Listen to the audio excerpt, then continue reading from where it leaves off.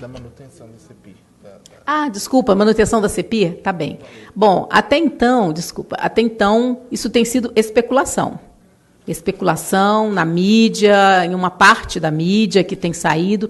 Até então não tem nenhuma posição, nenhuma postura e nem sinalização de dentro do governo federal em relação a isso. O que nós temos é a afirmação da presidenta de que as políticas sociais elas não vão sofrer retração com o ajuste fiscal. Então, até então, não tem nada que diz respeito oficial sobre isso. Tem sido uma especulação, a partir, todo mundo sabe, de um posicionamento do Congresso Nacional para o Executivo, na questão da redução dos ministérios, mas tem ficado nessa esfera e no que tem sido especulado, que cada hora tem uma junção, tem uma separação, vocês estão vendo aí, né? Acho que temos que ficar atentos a isso, é um momento de atenção.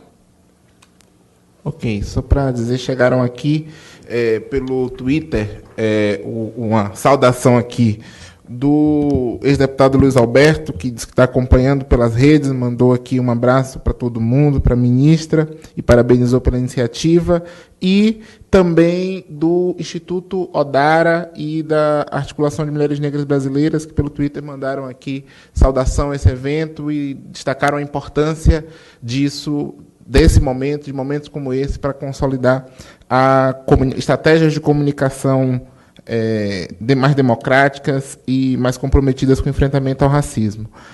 Vamos para mais perguntas aqui da internet, que foram feitas por duas pessoas, a Mônica Francisco, do Jornal do Brasil, e também a Larissa Santiago, que já fez outra pergunta das blogueiras negras.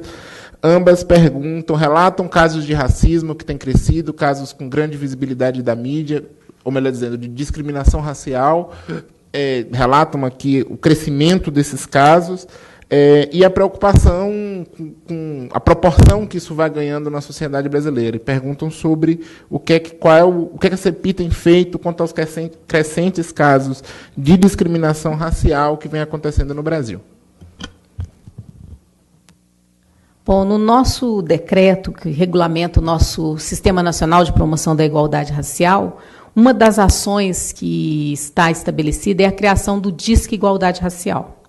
E está em processo a construção do DISC, e nós queremos, antes do primeiro semestre, né, secretária executiva Luci, antes do primeiro semestre, já lançar o nosso DISC Igualdade Racial, que eu acho que vai ser uma ferramenta também extremamente significativa de acompanhamento e de encaminhamento de casos como esse.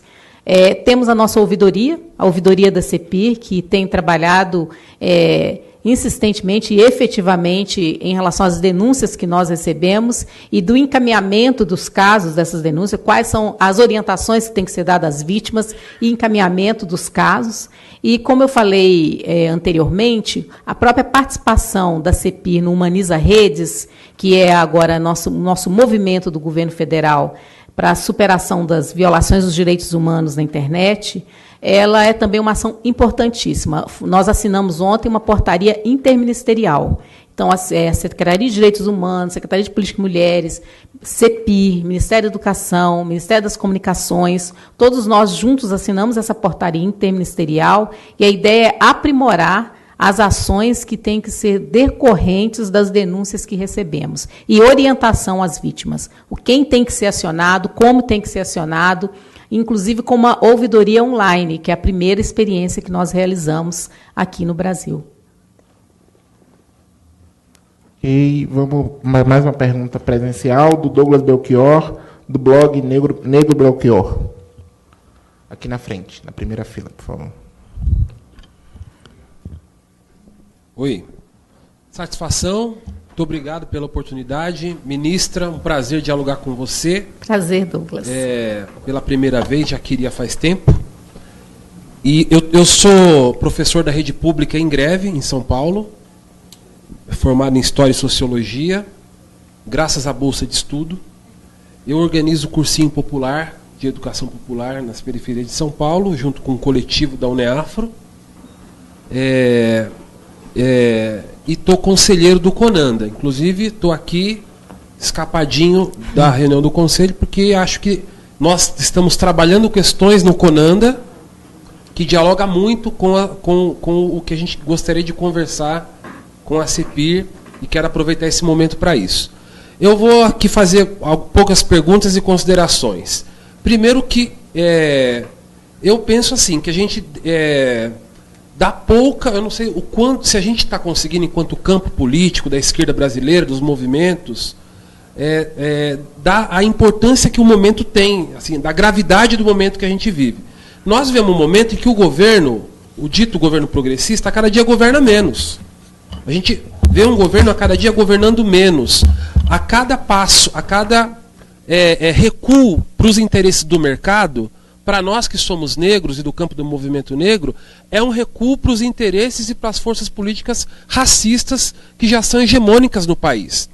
Então, esse é o momento que a gente vive. O parlamento é espelho do que é a sociedade. E a gente tem perdido a disputa na sociedade, a disputa da mentalidade. Abrimos mão enquanto grupo, não estou falando do governo, nem do partido do governo, estou falando de nós enquanto corpo social que organiza os movimentos, que é da esquerda brasileira, que é do movimento negro. Perdemos no último período, radicalmente, profundamente, de golear a disputa da mentalidade. E, junto com essa perda da legitimidade política diante da população, junto com o descrédito das instituições, dos partidos, dos sindicatos, você tem um crescimento do pensamento conservador e a exposição desse pensamento. Então, por exemplo, teve uma grande manifestação da direita no país e houve posicionamentos do governo no sentido de recuar esses interesses. Dia 15 vai ter outra, dia 12 vai ter outra grande manifestação da direita nesse país. Vamos recuar mais? E qual é o nosso papel nisso? Porque a prática dos conservadores, daqueles que hegemonizam o poder no país, quando eles vão para a prática, eles atingem primeiro nós. E aí já foi falado aqui que na prática nós estamos enfrentando uma possibilidade de redução da idade penal, que se não vier na forma da PEC, provavelmente virá na forma do aumento de internação, e já foi dito aqui que o alvo preferencial e primeiro são crianças e jovens negros. A precarização do trabalho, que é pauta ontem e hoje aqui em Brasília, qual é o povo que vai sofrer com a maior precarização do trabalho no Brasil? A questão do genocídio, o que é que falta no nosso país para parar tudo o que está fazendo e dar a importância que tem para a matança, para o genocídio que está acontecendo no nosso país? O papel da polícia, da segurança pública. Diante disso tudo a gente não tem voz, porque, veja, nós estamos falando da mídia negra. Até tempos atrás a gente tinha as mídias alternativas, existem a tal das mídias alternativas, né? Os blogueiros progressistas, é o campo da esquerda branca, que nós respeitamos demais, é de lá que eu venho. Então veja, nós estamos aí, e que é muito precária, que não tem espaço, que briga para ter estrutura também, que briga para ter espaço, que briga por concessão, que faz a luta pela democratização do meio de comunicação, isso tudo já feito pela esquerda como um todo. E aí nós estamos agora discutindo o nosso campo, que é ainda mais precarizado.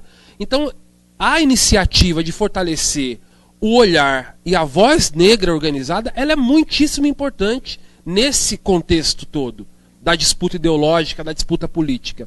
E nós não podemos ainda gastar mais tempo só repetindo o que a gente já tem feito no último período.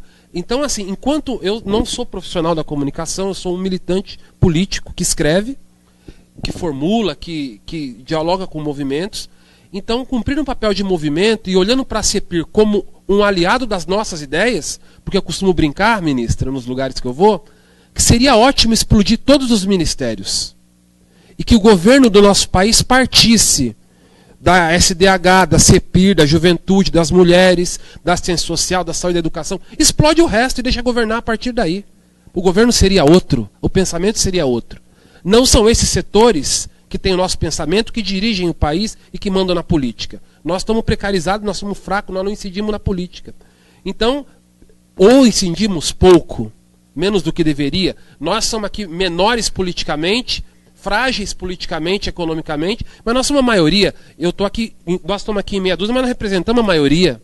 Não é possível aceitar que a SECOM não nos considere como iguais, por exemplo, num processo de empoderamento e de distribuição do dinheiro público. Não é possível, porque existe uma força política aqui, que é o seguinte: quem formula a informação para o movimento negro organizado no país são os próprios movimentos e as mídias negras.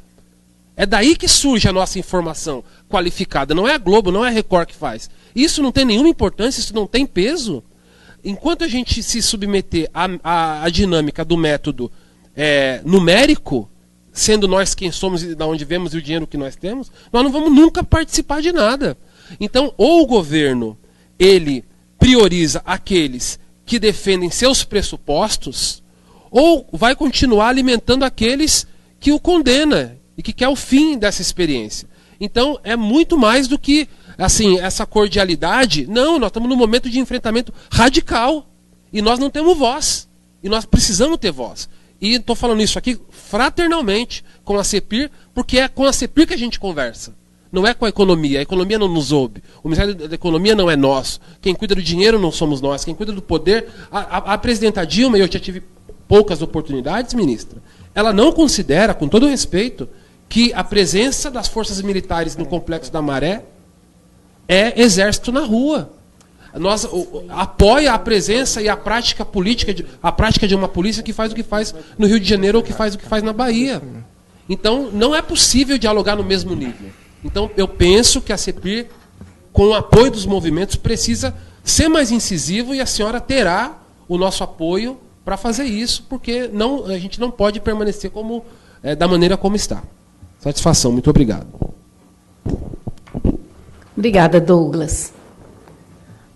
De fato, o momento é um momento político e histórico peculiar, talvez, na história da nossa democracia, né?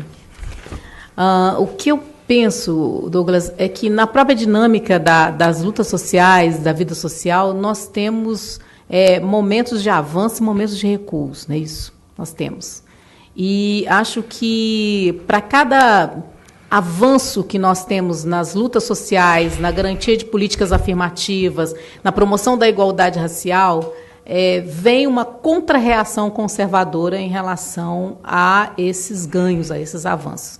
Então, o que eu vejo na sociedade brasileira hoje, essa onda conservadora que todos nós temos apontado, a mídia tem apontado, e os alvos que essa onda conservadora tem, ela é proporcional, de alguma forma, à quantidade de avanços que nós já demos com pautas que são pautas históricas e que antes não estavam nem na cena pública e nem dentro da própria responsabilidade do Estado. Essa foi uma luta que nós trouxemos, né? E que esse Estado, esse governo dentro do Estado, acolheu por ser um governo também que foi gestado nessas lutas sociais. Então, há um compromisso desse governo com essas lutas sociais. O que eu acho que nós temos que fazer nesse momento é, de fato, nos articular e, como diz um amigo meu, militante do movimento negro, não perder ninguém na nossa luta. E na nossa luta também nós estamos muito certos de quais são os focos centrais que nós precisamos de lançar força nesse momento, dentro da grande gama de problemas sociais e que a própria população negra enfrenta.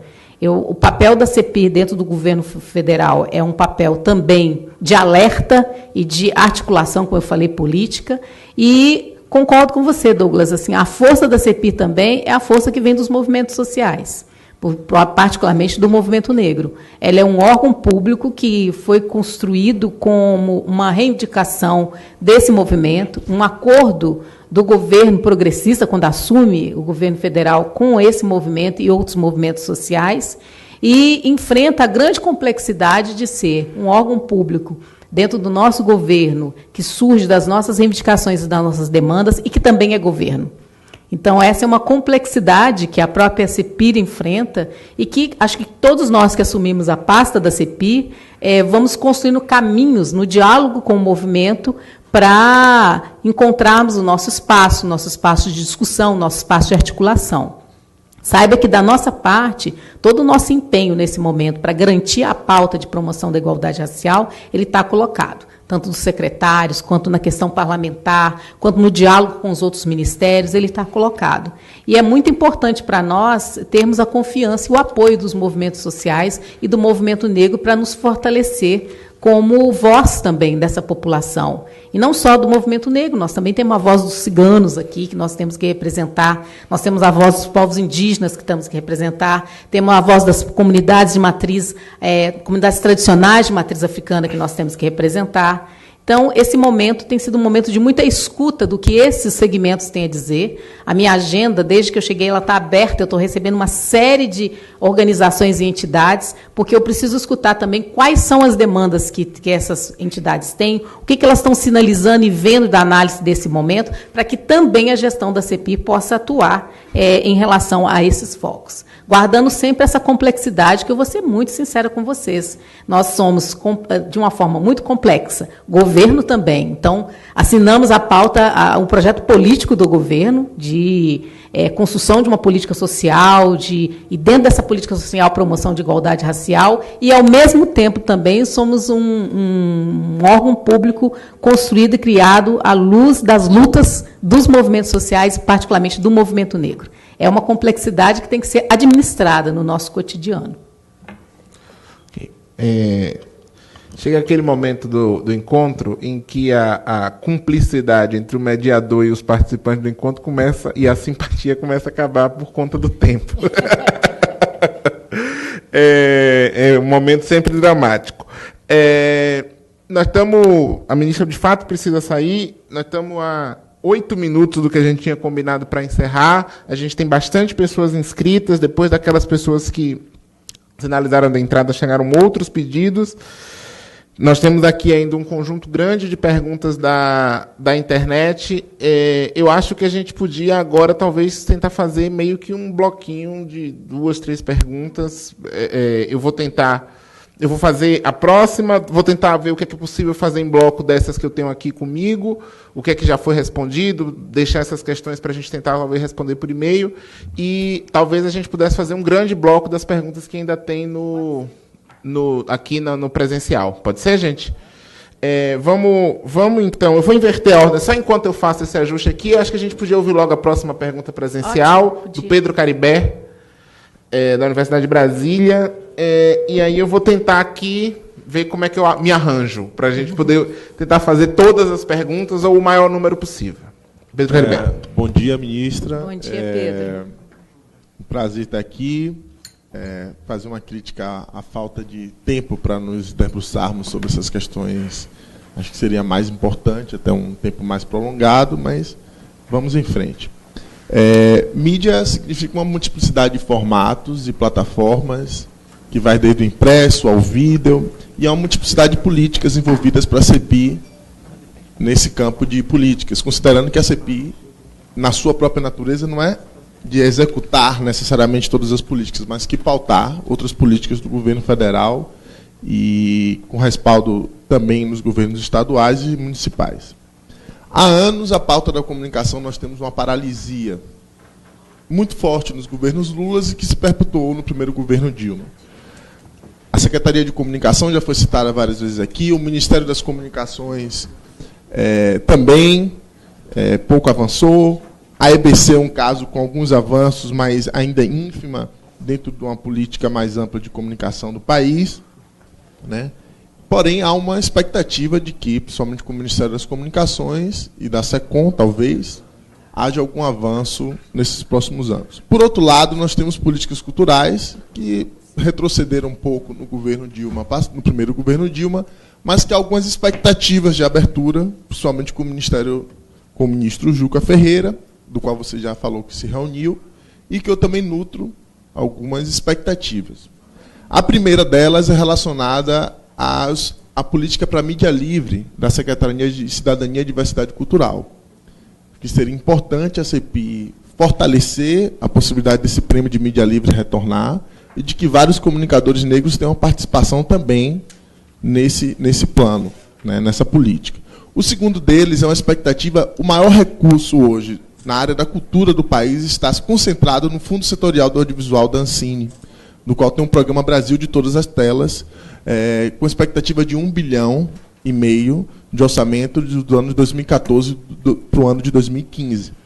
Infelizmente, nós temos diretrizes internacionais e nacionais para que a questão racial seja contemplada no audiovisual brasileiro, mas, na prática, a Ancine não reconhece a população negra como um ator importante para a construção do imaginário e da economia do audiovisual do país. Então, se a CEPI já tem alguma expectativa de diálogo inclusive com a Secretaria do Audiovisual, Paula Ribeiro, e com o Cine, com o Manuel Rangel, para que as políticas do audiovisual tenham um reconhecimento da população negra de forma imediata, ainda nesse ano de 2015. É isso. Então, porque, de vamos fato, fazer um bloco, né? Aqui eu estou com um monte, talvez a gente tenha... Vou pedir para a senhora, eu até lhe ajudo aqui nisso, da gente tentar anotar tudo e vamos tentar fazer em bloco, porque senão a gente não vai conseguir. Eu tenho aqui ainda mais 4 pessoas inscritas, então acho que a gente podia ouvir todo mundo e fazer um bloco. E aí depois a gente faz mais um com as perguntas que vieram pela internet. Eu as organizo aqui em bloco enquanto a ministra vai respondendo. Pode ser? Então vamos ouvir a Cionei Leão Cogira. O Cionei, desculpa, gente.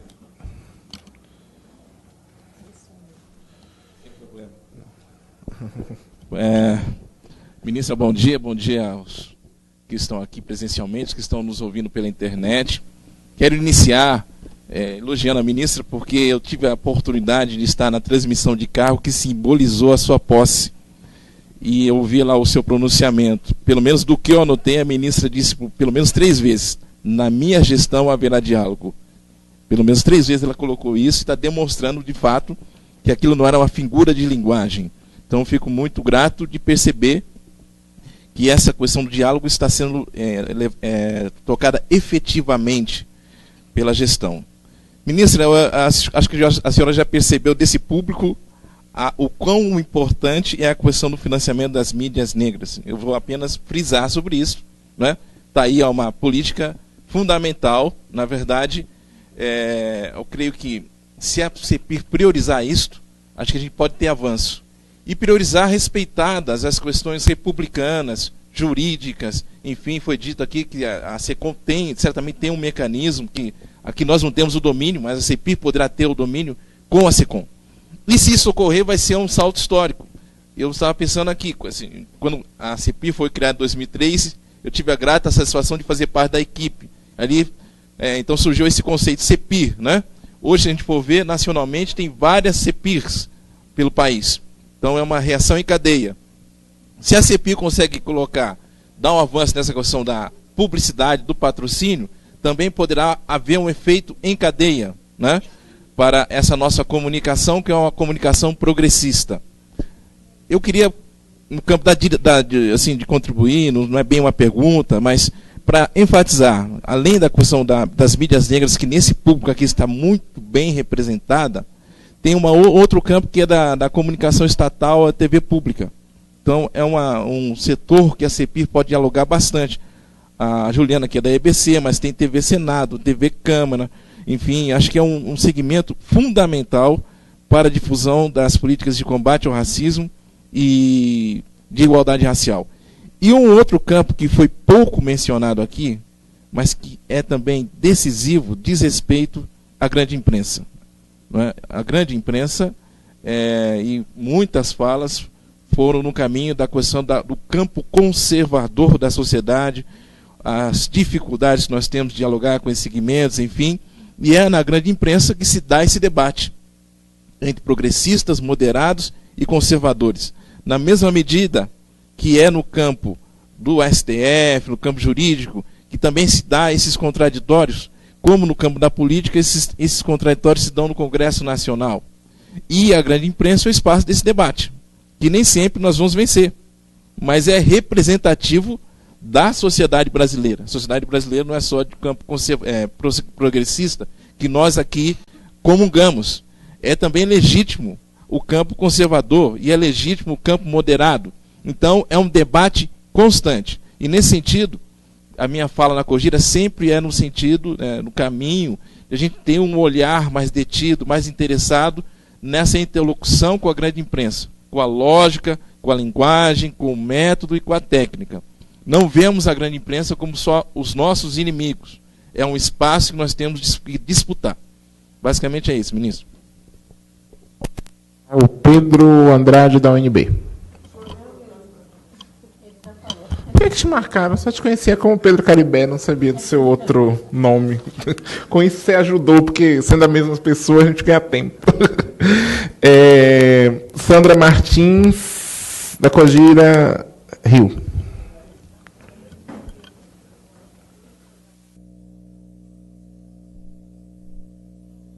Bom dia, quero agradecer esse espaço aqui fantástico, agradecer estar aqui com a ministra e complementando um pouco a fala do senhor Ney, quando a gente fala da intervenção nesse mercado comunicacional, é também lembrar que uma das intervenções que nós fizemos enquanto Cogiras, enquanto movimento negro dentro da área de comunicação, é o próprio projeto do Prêmio Abdias Nascimento, né, que a gente tem dificuldade de estar tocando esse projeto hoje em dia, e assim, ele é visto para algumas pessoas como algo que é fechado para o movimento negro. E não é. A gente faz uma intervenção política na produção de conteúdos.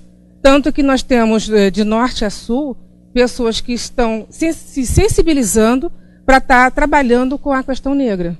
Então, não é só denuncismo, é produção de conteúdo que vai, inclusive, para as universidades e para as escolas. Então, assim, a gente produz produtos interessantes e a gente só precisa dos espaços e, como foi colocado aqui várias vezes, né, das publicidades, da sustentabilidade disso. Quero agradecer, obrigado. Ok, obrigado. Acho que foram essas aqui as que chegaram presencialmente. De quem? Ô, Jacira, então eu perdi aqui. Então, mas vamos então ouvir a Jacira. A ministra responde e depois a gente vai para o bloco faz um bloco final com as que chegaram pela internet. Tá bom? Pois não. Obrigado, bom dia. À mesa, a ministra em particular, para amenizar, a nossa parceira e companheira, coordenadora de comunicação, Cecília, o Felipe, também um grande assessor, e os demais presentes, prazer em vê-los, e com essa pauta que nos é muito cara e nos é muito importante, que é a comunicação. Essa invisibilidade nossa, da população negra e das populações historicamente discriminadas, que começa pelo financiamento, que começa pela política de comunicação.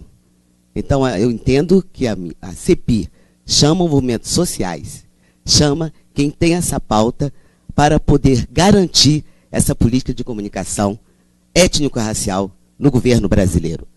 Né? Então, nós estamos falando com o governo brasileiro por meio da CEPIR. E lembrando, nesse sentido, trago para nós resgatarmos a CEPIR as propostas aprovadas na Conferência Nacional de Comunicação, realizada, onde foram aprovadas 15 propostas, né, no bojo daquelas 600, que precisam ser implementadas. Lá está desde o financiamento, desde essa visibilidade, desde o combate ao racismo, né, institucional, né, o racismo nessa comunicação, onde nós não estamos representados de forma positiva, de forma integral. Também trago a necessidade dessas políticas com o enfoque, principalmente na rádio e TV comunitárias, que é a voz da sociedade, onde que o governo vai fazer essa interlocução. E como movimento social, né, nós somos do Movimento Negro Unificado, em nível nacional, temos blog, temos site, temos e-mail institucional, formas, ferramentas para nos comunicar. É que essa porta que seja também contemplada no blog, na portal da CEPIR, não é? Para dar essa visibilidade onde nós estamos, com que grau de potencial de intervenção, porque nós temos que fazer uma estratégia para mexer com essa SECOM. Por quê? Esse silêncio, essa invisibilidade dentro do governo dessa pauta étnico-racial. Nós não só existimos em 20 de novembro. Nós não só existimos em 13 de maio, em datas alusivas, elas são importantes para trazer essa pauta. E, com essa articulação, que é o papel da CEPIR, mexendo, sentando com todas as comunicações do Executivo, CEPIR, com todas as comunicações do Executivo, do Parlamento, não é? Para que a gente possa provocar esse compromisso dessa comunicação. Porque não podemos, paga-se numa produção independente, fica a TV pública, que é o seu papel, que precisa ser fortalecida, mas não é a única. E isso é caro, mas nós somos contribuintes, precisamos termos esse espaço garantido. uma sistematização nessa política de comunicação. E obrigado, estamos aí para contribuir. Fala. Bom, eu queria agradecer, então, ao Pedro, ao Sionei, a Sandra e a Jacira pelas questões. Tem um eixo aí central, que é o financiamento, né, que está colocado nessas falas. Para nós é muito importante, além do diálogo que vocês já estabeleceram com a CEPIR, né, nas outras gestões, para essa gestão também, ouvir, aprender, acumular e dar passos avante em relação às temáticas e às demandas principais das mídias. Com relação à questão do financiamento, e aí entra também pontos comuns que dizem respeito à relação com o Ministério das Comunicações, Ministério da Cultura, Secretaria de Comunicação da Presidência, etc. O que eu posso dizer para vocês é que saibam que nesse nosso papel articulador e nesse nosso papel de transversal, de ação transversal, esses ministérios eles estão colocados como alvos da nossa ação política e parceiros dessa ação política. Com relação ao Ministério da Cultura, ao encontro que nós tivemos com o ministro Juca, a partir desse encontro já foi acordado entre nós que nós teremos um segundo encontro das áreas da CEPIR com as áreas do Ministério da Cultura, operacional, para que a gente possa pensar as ações que vamos realizar, e dentre essas ações, algumas do que você falou, Pedro, elas estão colocadas também. Para nós também é muito importante toda essa relação que vocês colocam da TV estatal, da TV pública, e também que trabalhos nós, CEPIR, temos que desenvolver junto a essas TVs para levar o nosso público e a nossa mídia. Eu acho que isso é significativo e é importante que vocês falam. E, principalmente, para nós estabelecermos, são 4 anos de gestão, pensarmos nesse primeiro ano qual será o nosso foco central em relação ao apoio e fortalecimento das mídias negras. Acho que aí nós vamos ter que estabelecer alvos, né? A curto, médio e longo prazo, quais serão os alvos que a CEPIR, por meio das suas secretarias, da assessoria de comunicação, ela vai estabelecer para começar, ou dar continuidade, melhor dizendo, aquilo que já tem sido discutido, acordado, e que agora nós precisamos de dar passos mais incisivos. A importância do Prêmio Abdias do Nascimento, claro, eu entendo perfeitamente o que a Sandra coloca. Acho também que vocês colocam algo que é muito importante, na desmistificação do próprio papel dessas mídias, que é uma leitura estereotipada de que a função dessas mídias é a função da denúncia, sim, pura e simplesmente da denúncia. E não é só isso. A denúncia nunca vai sair de nós. Quem luta a favor da promoção de igualdade racial, pela superação do racismo, nós nunca vamos poder deixar a denúncia. Mas, para além disso, tem uma produção. E é essa produção que nós também temos que dar visibilidade e ajudar as mídias também a dar visibilidade. Então, eu diria isso. Com relação ao que a Jacira coloca, eu acho que o caminho, Jacira, é um caminho em prol de uma construção de uma política de comunicação étnico-racial. Nós ainda não temos isso. Mas eu acho que, como eu pensei, a curto, médio e longo prazo, eu acho que a médio e longo prazo, esse poderia ser um alvo nosso a seguir, dentro do que já foi discutido, da conferência, dos acúmulos que já tem, e que passos, então, a CEPIR vai dar em relação a essa questão. A relação da grande imprensa, é isso que vocês colocaram mesmo. Nós temos hoje debates que são progressistas, que são moderados, que são conservadores. Nós temos debates que esses debates eles se encontram no campo do público e do privado, não é isso? São forças sociais, né, na sociedade brasileira, e a CEPIR tem muita clareza de que grupo e que força social nós representamos. Isso tem muita clareza, e acho que a nossa equipe também tem clareza, e por isso mesmo ouvir quem está atuando nas mídias, por saber que dentro dessas nossas forças políticas, o papel da comunicação ele é primordial, que nós temos que, junto com vocês, abrir frentes para esse papel da comunicação. Nós sabemos que não é fácil, não preciso dizer isso para vocês, que estão nesse campo efetivo da luta, mas do nosso compromisso de construir na nossa política essa ação. Eu queria, antes de passar para o Felipe, apresentar o nosso ouvidor, que está aqui. Nós já falamos do Carlos, do trabalho da ouvidoria, da CEPIR. Já falei também do Humaniza Redes, Carlos, que a nossa ouvidoria teve um papel importantíssimo na construção da portaria. Então, o Carlos também faz parte da equipe, então, é o nosso ouvidor, para quem ainda não conhece. Bem, eu tive aqui a gente de fato não tem mais como estender, a gente está no limite do nosso tempo, a ministra tem um outro compromisso. Eu vou só anunciar aqui que chegaram aqui para a gente perguntas do Dalmo Silva, da Paraíba, sobre saúde da população negra e sobre quais as ações a CEPI pretende desenvolver nessa área. Também do Dalmo uma pergunta sobre os conselhos de igualdade racial e o que a CEPI pretende fazer com relação a isso.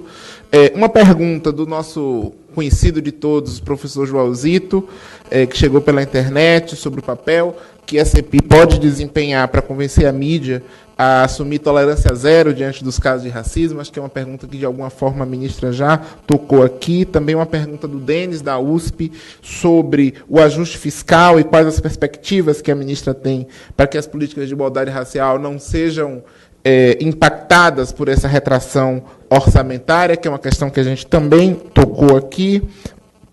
A Larissa, que também já fez outras perguntas aqui, sobre a questão das ações referentes à violência contra a juventude negra, em particular, o atendimento às mães de familiares de mães e demais familiares de vítimas de violência letal ou qualquer outra forma de violência.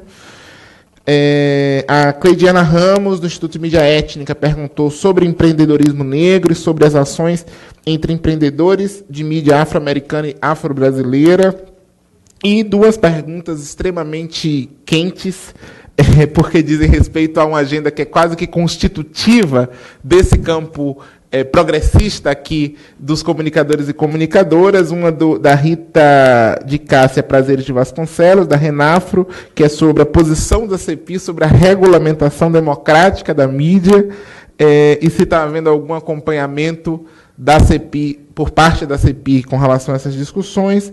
E uma última, que é da mãe Carmen de Oxalá, sobre as iniciativas da CEPI para retomar o eixo das concessões públicas e pensar a participação das comunidades afrodescendentes nessa comunicação. Ou seja, só essas duas últimas questões são, pelo menos, pauta aqui, porque são questões que chegaram aqui para a gente, que são constitutivas dessa agenda da democratização da mídia, da democratização da comunicação no nosso país. Então, não vamos ter a pretensão de, nas considerações finais, a ministra responda a isso, mas queria firmar um pacto aqui com vocês e com os internautas que mandaram perguntas, essas que eu consegui ler, aquelas que não chegaram à minha mão a tempo, do seguinte: a gente vai se comprometer com as nossas áreas de fazer como se isso fosse entrada no sistema de informação ao cidadão e responder a todas essas perguntas por escrito para as áreas, colocar, o ouvidor está aqui, a gente manda tudo lá para a ouvidoria distribui para as áreas, a gente faz como se isso aqui tivesse chegado para nós como SIC, ou seja, por as regras da lei de acesso à informação, para a gente ter certeza de que nós não vamos responder naquele prazo, no prazo do SIC, mas acho que esse é um encaminhamento, o prazo de 10 dias e tal da lei, vamos interpretar 20 dias. Como está sendo transmitido, vale como documento público da CEPI se comprometendo com isso. Então, vamos responder a essas questões que chegaram por esse encaminhamento, mas eu fiz questão de ler para a gente perceber o quanto ainda tem coisa para ser discutida, agradecer a todas as pessoas, eu espero ter lido o nome de todas as pessoas que mandaram. Deixa eu só passar aqui, porque eu acho que é bastante ruim se tem uma pergunta aqui que eu não disse o nome da pessoa, porque a gente sabe do quanto isso é bastante importante, mas não. Todas as pessoas que chegaram aqui, as 14 pessoas que mandaram perguntas pela internet, eu pelo menos consegui ler o nome dessas pessoas e pelo menos uma pergunta delas foi respondida, talvez. Essas duas últimas não, e eu peço desculpas antecipadamente por isso. Pessoalmente, agradecer mais uma vez ao convite da Ascom para ter essa oportunidade desse diálogo com cada uma e com cada um de vocês, agradecer a acolhida fraterna e a colaboração no debate, passar para a ministra fazer as suas considerações aqui, depois para a nossa assessora de comunicação, e eu acho que a gente podia talvez encerrar com uma foto aqui do evento, não sei, fazer uma foto oficial aqui. Quem está saindo não vai sair na foto. Quem sai do plenário sai da foto por consequência. Mas vamos ouvir a ministra, depois a gente... acho que a gente pode fazer o contrário. A gente pode ouvir primeiro a assessora de comunicação, a Cecília, depois a ministra, e então, a gente encerra. Deixa eu também completar com uma informação que é importante para vocês, é que eu convidei o ministro Edinho, da SECOM, para participar desse momento conosco, só que ele estaria em São Paulo hoje, numa agenda em São Paulo, mas eu já combinei com ele que o resultado desse encontro vai ser a pauta da conversa que eu terei com o ministro Edinho. Então, muito do que vocês falaram aqui, além dos acúmulos, vai ser um ponto da nossa pauta de conversa com a SECOM, para ver como que nós avançamos agora rumo a essa nossa política. Tá? Bom, bem rápido, na verdade, é só agradecer, fazer alguns 3, 4 agradecimentos especiais. O primeiro deles é a você, Felipe, por ter topado essa tarefa, por ter aceitado essa tarefa em nome da Assessoria de Comunicação. Muito, muito obrigada. Também ao Ministério da Saúde, que viabilizou a transmissão pela internet desse evento, e aí ressalto que ele vai estar disponível para a gente acessar em outros momentos. Vai estar em todos os nossos canais de comunicação. Também a Secretaria de Administração da Presidência da República, que nos concedeu o link de internet para que a transmissão fosse feita com qualidade. Era necessário um link dedicado de internet, e a gente não tinha aqui nesse prédio, e a Secretaria de Administração da Presidência da República nos concedeu.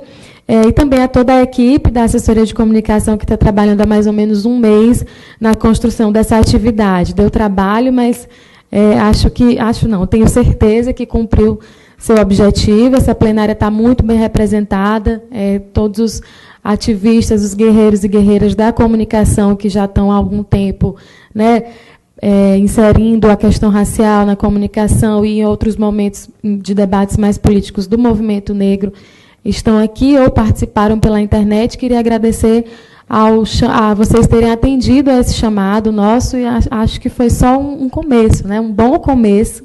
Foi só um bom começo de diálogo, aliás, uma continuidade, e um começo, nesse ano, desse diálogo que pretende se estender muito mais, envolvendo a comunicação e a questão racial, a comunicação como um aspecto fundamental para o combate ao racismo e a promoção da igualdade racial. Muito obrigada, gente.